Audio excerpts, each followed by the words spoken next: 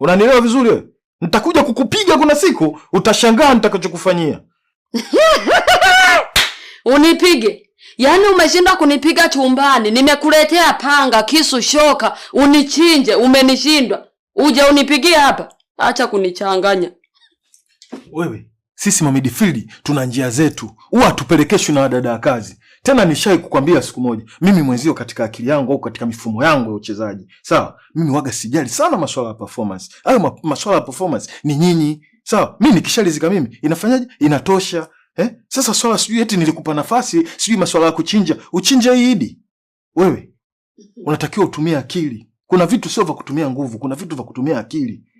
Alafu usichokijua, mimi hata ile juzi mimi nimejifelisha makusudi.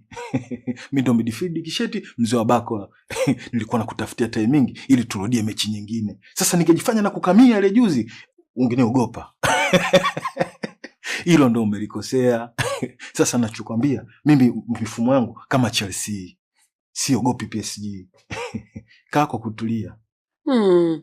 Mimi kama Chelsea yaani unapata wapi hata nguvu ya kujifanya hivi? Mimi Chelsea siogopi. Huogopi mzigo nani umekushinda umekuweka chali nani?